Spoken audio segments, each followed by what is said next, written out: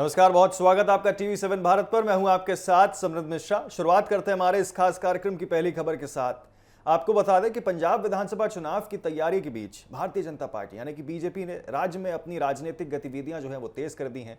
इसी क्रम में बीजेपी के राष्ट्रीय अध्यक्ष नितिन नबीन ने लुधियाना में आयोजित एक बड़ी जनसभा को संबोधित करते हुए दावा किया है कि पंजाब में अगली सरकार भारतीय जनता पार्टी की बनने जा रही है। उन्होंने कहा कि राज्य की जनता बदहाल चाहती है और बीजेपी ही पंजाब को विकास की नई दिशा दे सकती है। लुधियाना की अनाज मंडी में आयोजित जनसभा में नितिन नबीन ने, आपको बता दें, आम आदमी पार्टी यानी कि आप सरकार पर जमकर निशाना साधा। उन्होंने कहा कि पंजाब की जनता ने जिन उम्मीदों के साथ मौजूदा सरकार को सत्ता सौंपी थी वो पूरी नहीं हो सकी है। लोगों को अब महसूस होने लगा है कि राज्य को नई सोच और नई नेतृत्व क्षमता की जरूरत है। बीजेपी अध्यक्ष ने कहा है कि वो पिछले 2 दिनों से पंजाब के दौरे पर हैं और इस दौरान उन्होंने लोगों का भरपूर समर्थन मिल रहा है। उन्होंने पंजाब को गुरु नानक देव जी और गुरु गोबिंद सिंह जी की पवित्र धरती बताते हुए कहा कि यह राज्य सेवा, त्याग और बलिदान की पहचान है। उन्होंने कहा कि पंजाब की महान विरासत को आगे बढ़ाने के लिए मजबूत और विकास मुखी सरकार जो है वो चाहिए। नितिन नबीन ने कहा है कि बीजेपी आने वाले समय में गांव-गांव और घर-घर जाकर तो जो है लोगों तक बात करेगी और पहुंचेगी और इसी के साथ संवाद जो है वो स्थापित करेगी।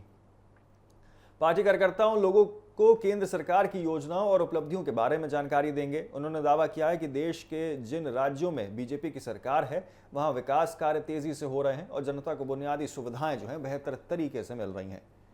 प्रधानमंत्री नरेंद्र मोदी की भी यहां सराहना करते हुए उन्होंने कहा है कि पीएम मोदी हमेशा पंजाब के लोगों और सिख समुदाय के सम्मान के लिए प्रतिबद्ध रहते हैं। बीजेपी अध्यक्ष ने कहा है कि पंजाब कभी कृषि, उद्योग और व्यापार के क्षेत्र में देश का अग्रिम राज्य माना जाता था, लेकिन पिछले कुछ वर्षों में विकास की रफ्तार जो है वो पंजाब के अंदर प्रभावित हो गई है। उन्होंने दावा किया है कि अब राज्य के लोगों को बदहाल की जरूरत महसूस हो रही है। आप सरकार पर हमला बोलते हुए नितिन नबीन ने कहा है कि जनता ने जिन वादों के साथ या भरोसे के साथ जो है उनको सरकार चुनी थी, उसमें से कई वादे जो हैं वो अभी तक पूरे नहीं हो सके हैं। उन्होंने सभा में मौजूद लोगों से सवाल किया है कि क्या मौजूदा सरकार ने उनकी उम्मीदों पर खरा उतरने का काम किया है या फिर नहीं। उन्होंने कहा कि अब समय आ गया है कि जनता राज्य में नई सरकार चुनने पर विचार करे। इस अवसर पर पंजाब बीजेपी के प्रदेश अध्यक्ष केवल सिंह ढिल्लों ने भी केंद्र सरकार की योजनाओं का जिक्र किया है। उन्होंने कहा कि केंद्र सरकार किसानों के हितों को ध्यान में रखते हुए न्यूनतम समर्थन मूल्य यानी कि एमएसपी के तहत फसलों की खरीद कर रही है। उन्होंने दावा किया है कि केंद्र में पंजाब के विकास और विभिन्न योजनाओं के लिए जो है बड़ी राशि उपलब्ध कराई है। साथ ही उन्होंने राज्य सरकार से पूछा है कि इन योजनाओं का कितना प्रभावी खर्च किया गया है। सभा को संबोधित करते हुए बीजेपी अध्यक्ष आपको बता दें नितिन नबीन ने भी यहाँ पे जो है इनका समर्थन किया है। तो वहीं आपको बता दें कि बीजेपी नेता सुनील जाखड़ ने भी जो है राज्य की राजनीतिक स्थिति पर जो है अपनी बात स्पष्टता से रखी।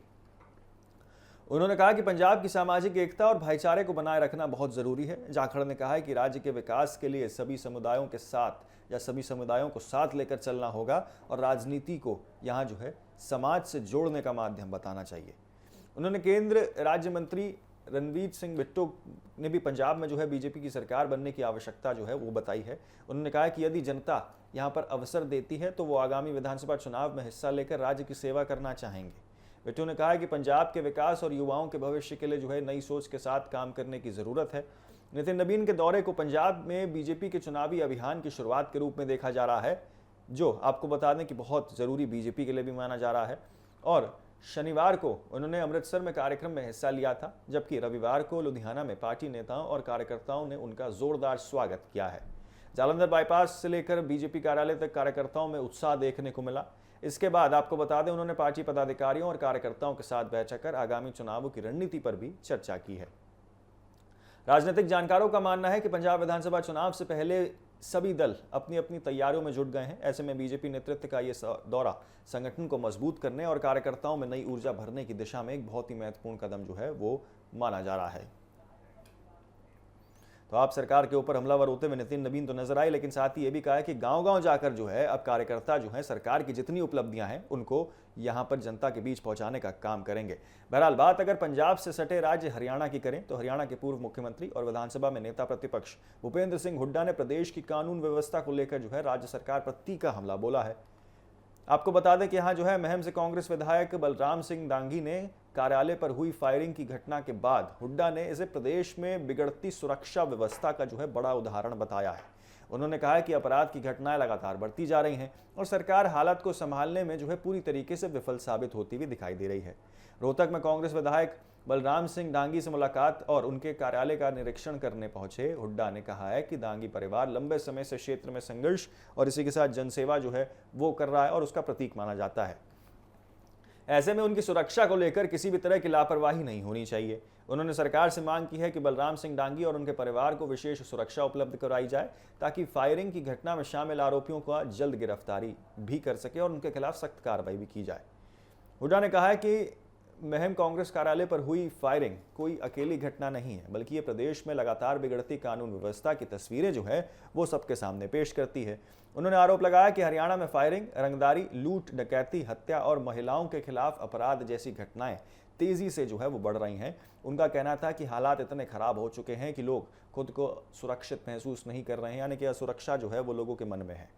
नेता प्रतिपक्ष ने दावा किया है कि हरियाणा में संगठित अपराध का नेटवर्क जो है वो तेजी से फैल रहा है। उनके अनुसार प्रदेश में 50 से 60 गैंग सक्रिय हैं जो खुलेआम अपराध कर रही हैं और कई मामलों में जो है खुद ही वारदात की जिम्मेदारी जो है वो लेती हैं। उन्होंने कहा कि अपराधियों में कानून का डर जो है वो खत्म होता दिखाई दे रहा है और यही वजह है कि अपराध की घटनाओं में जो है लगातार बढ़ोतरी हो रही है।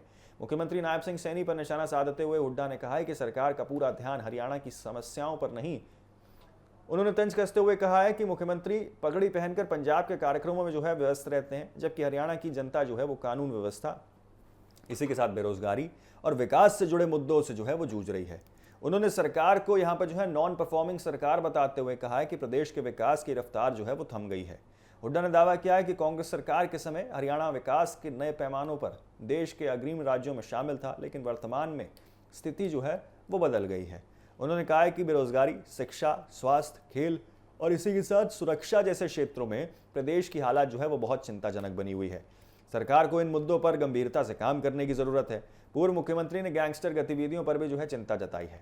उन्होंने कहा कि आज कई गैंगस्टर्स जेलों में बैठकर अपने नेटवर्क चला रहे हैं और प्रदेश में अपराध को नियंत्रित कर रहे हैं।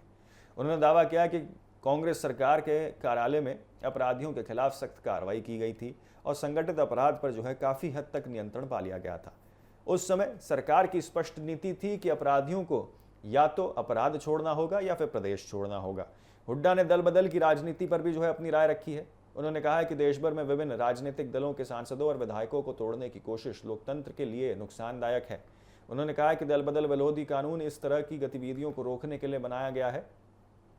हुड्डा ने कहा है कि यदि कोई नेता किसी पार्टी के चुनाव चिन्ह पर जीत कर आता है और बाद में पार्टी छोड़ देता है तो ये मतदाताओं के विश्वास के साथ धोखा है। उनके अनुसार यदि किसी जनप्रतिनिधि को पार्टी बदलनी है तो उसे पहले अपने पद से इस्तीफा देना चाहिए और फिर जनता के बीच जाकर नया जनादेश लेना चाहिए। हरियाणा की कानून व्यवस्था, बढ़ते अपराध और इसी के साथ राजनीतिक दल बदल जैसे मुद्दों पर हुड्डा ने जो है कि तमाम बयान जो सामने निकल के आए हैं उसने राज्य की राजनीति में जो है नई बहस छेड़ दी है। आने वाले दिनों में इस मुद्दे पर सरकार और विपक्ष के बीच जो है आरोप प्रत्यारोप और तेज होने की संभावना भी जताई जा रही है। लेकिन किस तरीके से सरकार को घेरते हुए जो है यहाँ हुड्डा नजर आए हैं, क्या कुछ कहा है आपको भी सुनाते हैं। सबके होते हैं, एक होता है ऑर्गेनाइज क्राइम, एक होता है अनऑर्गेनाइज। अनऑर्गेनाइज क्राइम है वो तो होता है, वो होते रहते हैं, भाई भाई का झगड़ा हो जाए, मकान मालिक का किराएदार का झगड़ा हो जाए, कोई दुर्घटना घट जाए और इस तरह कोई पारिवारिक झगड़ा, वो अपराध हो जाता है, अपराध कर देता है आदमी और वो अपराध, वो है अनऑर्गेनाइज। एक होता है ऑर्गेनाइज क्राइम। ऑर्गेनाइज क्राइम है जो गैंगस्टर है, जो करते हैं, फिरौती मांगते हैं और अपना नाम बताते हैं फेसबुक में, मेरे पर जी भाई मैंने मरवाया, मैंने ये किया। ये हरियाणा में सबसे ज़्यादा हैं। आज 50 से 60 तक गैंग है, ऑर्गेनाइज गैंग, जो टेलीफोन करते हैं। कोई रशिया जेल में बैठा है, वहाँ से क्या उसके गुर्गे यहाँ कर रहे हैं, कोई गुजरात की जेल में बैठा है, वहाँ उसके गुर्गे कर रहे हैं, कोई किसी जेल में बैठा है, उसके गुर्गे कर रहे हैं। हमारी सरकार आने से पहले 2005 में भी यहाँ था, कुछों के गुर्गे जो रोहतक में भी जेल में थे उनके गुर्गे यहाँ कर रहे थे। मनते हमने कह दिया था अपराधियों को या तो भाई अपराध छोड़ दो या हरियाणा छोड़ दो, छुड़वा दीजिए हरियाणा उनका, और शांति प्रिय गए। अब वो उनका ही है। ये मैं नहीं कह रहा हूँ, सोशल प्रोग्रेसिव इंडेक्स होता है गृह मंत्रालय का, उसने रिपोर्ट दी है कि हरियाणा पूरे देश में सबसे ज़्यादा असुरक्षित प्रदेश है। तो सब असुरक्षित है, ये आगे बढ़ते हैं। आपको बता दें कि क्रिकेट को क्योंकि देश का सबसे लोकप्रिय खेल जो है वो माना जाता है और अब इसी खेल के माध्यम से लोगों को स्वास्थ्य के प्रति जो है जागरूक करने की एक बड़ी पहल जो है वो की जा रही है। इंडियन हेल्थ केयर लीग यानी कि आईएचएल के दूसरे सीजन की घोषणा के साथ ही भारतीय क्रिकेटर रवि बिश्नोई को लोक का आधिकारिक ब्रांड जो है वो यहाँ पर जो है एम्बेसडर बनाया गया है। लीग का उद्देश्य क्रिकेट की लोकप्रियता का उपयोग करते हुए लोगों तक जो है स्वस्थ फिटनेस और स्वास्थ्य और इसी के साथ कैंसर जागरूकता और मानसिक स्वास्थ्य से जुड़े महत्वपूर्ण संदेश पहुंचाना है।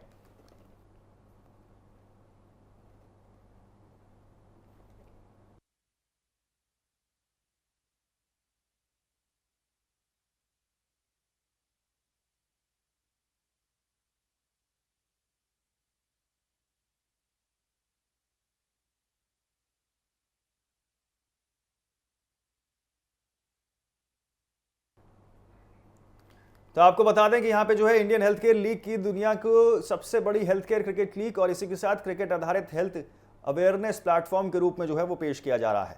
इस लीग में डॉक्टर्स, स्वास्थ्यकर्मी और हेल्थ केयर सेक्टर्स से जुड़े यहाँ पे जो है प्रोफेशनल्स हिस्सा लेते हैं। आयोजकों का मानना है कि खेल और स्वास्थ्य को एक साथ जोड़कर समाज में सकारात्मक बदलाव लिया जा सकता है।